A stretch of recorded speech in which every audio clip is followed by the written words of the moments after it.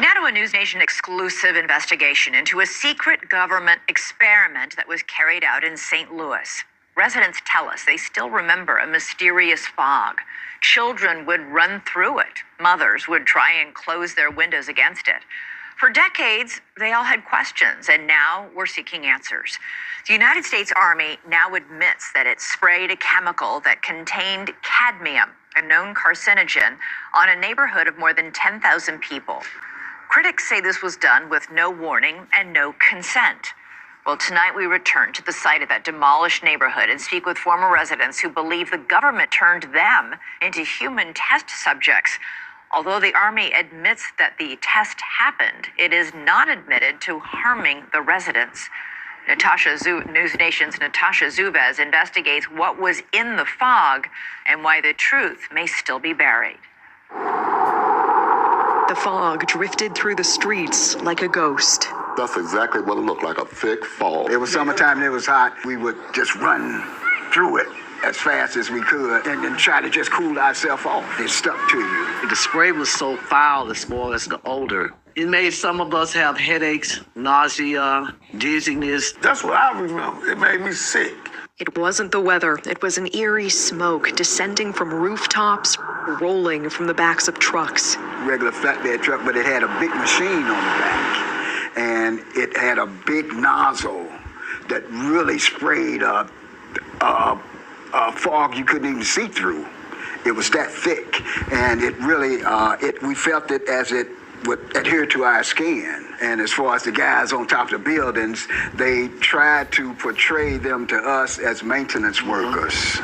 But we was like, what is a maintenance worker doing? And basically a hazmat suit. And they had masks and goggles.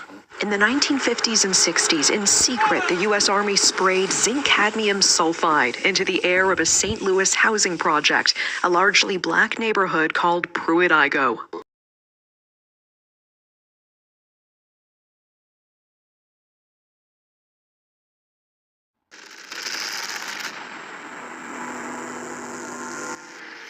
It was a lose-lose situation for us in Pruitt-Igoe.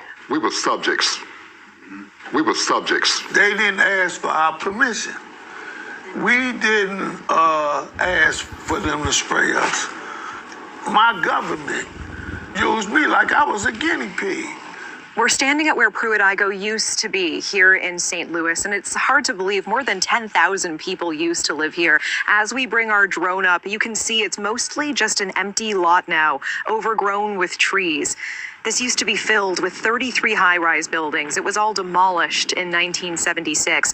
And according to the National Research Council, St. Louis was chosen for spraying experiments because it had similar characteristics to Soviet targets like Moscow in terms of population density and terrain and proximity to a river.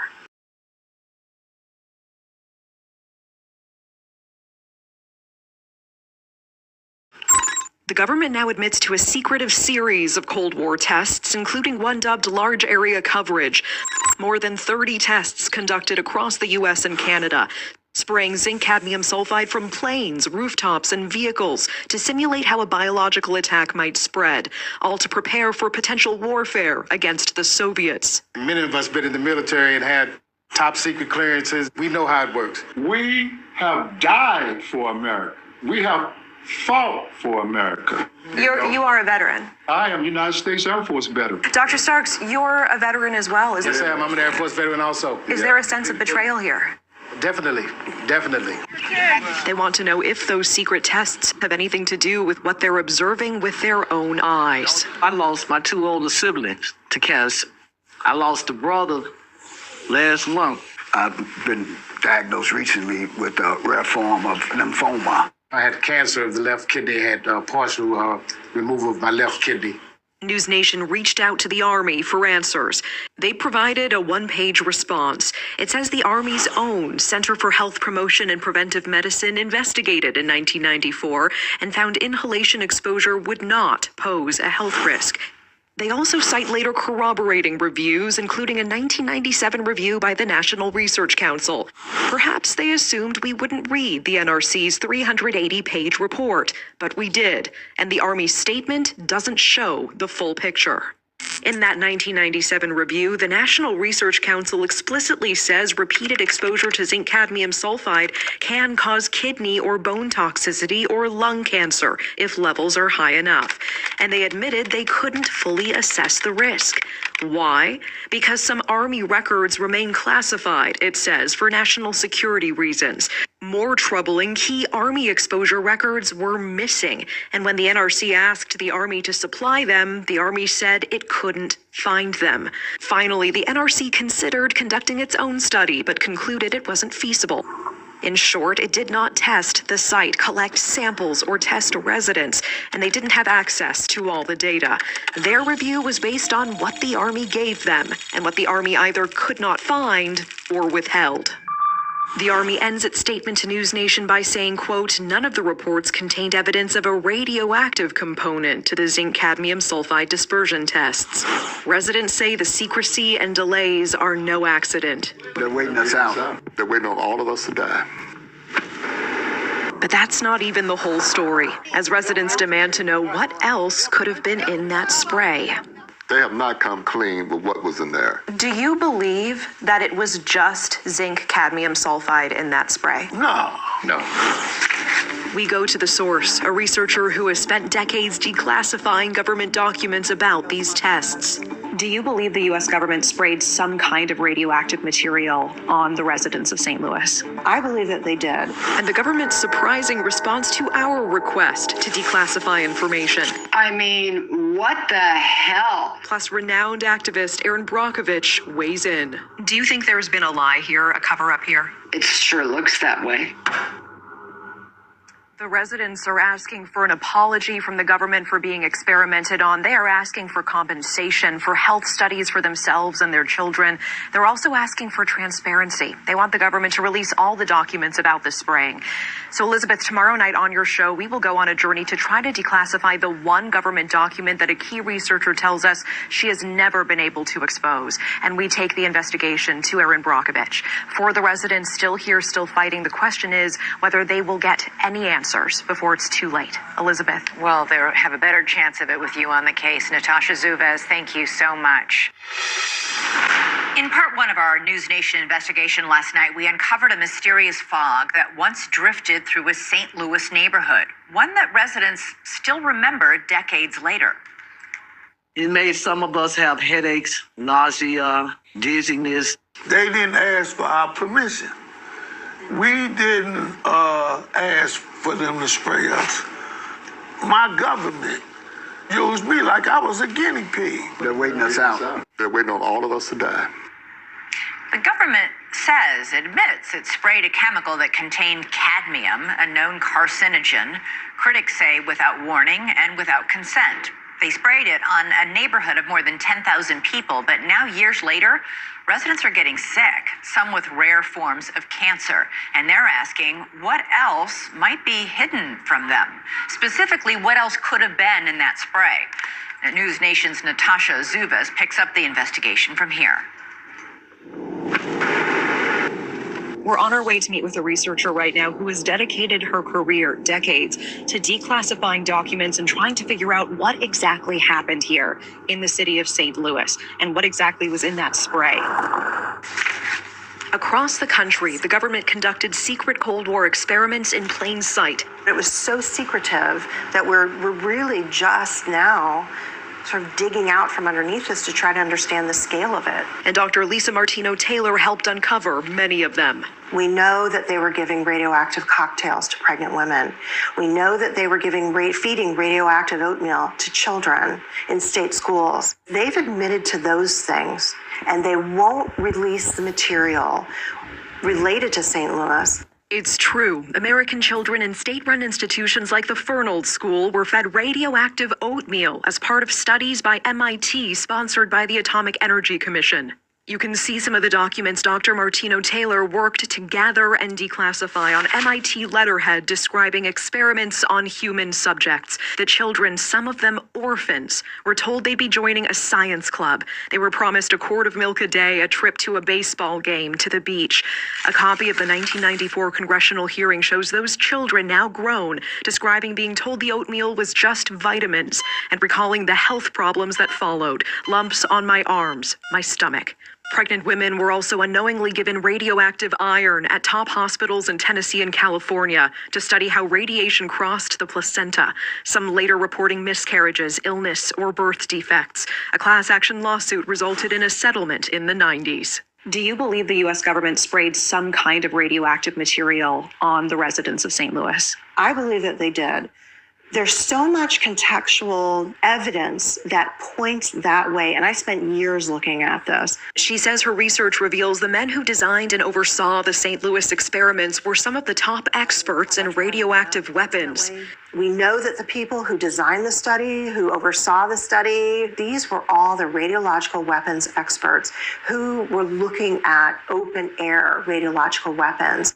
One of them, Brigadier General William Creasy, was head of the Army Chemical Corps, the very branch leading America's secret radiological weapons program during the Cold War. He brought in a scientist named Philip Layton, who was the Army's leading authority on using radioactive particles in aerosol form, fog-like clouds designed to drift over enemy terrain. So the very man who designed this spraying experiment in St. Louis was an expert in using radioactive fog against the enemy.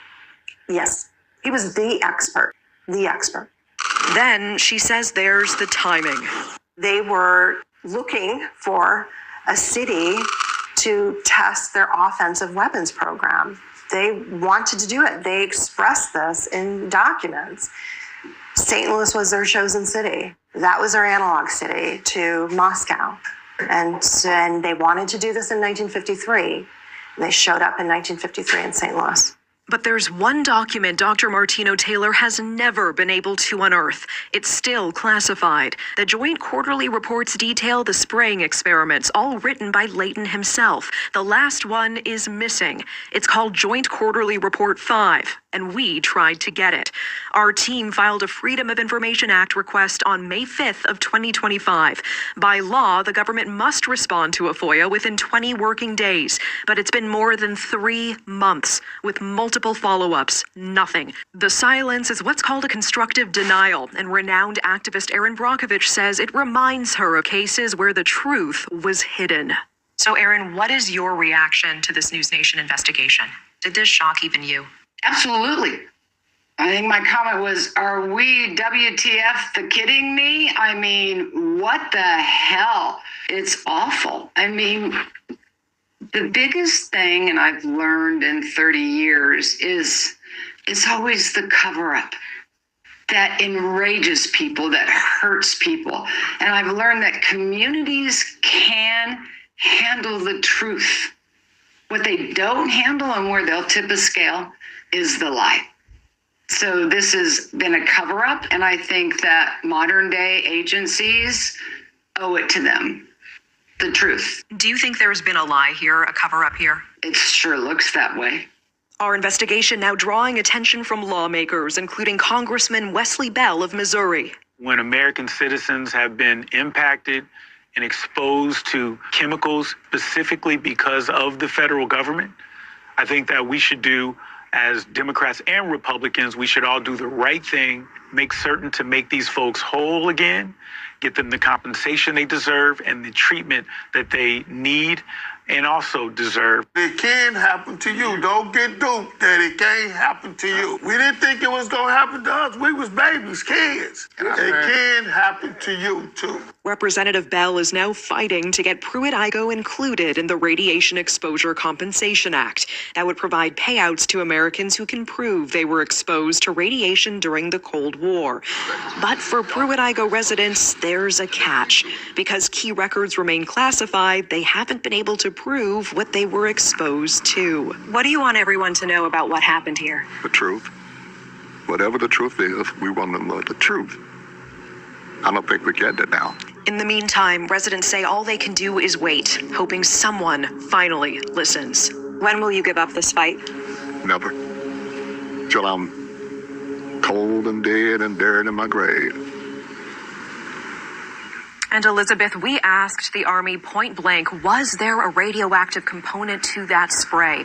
It's interesting that they didn't just say no.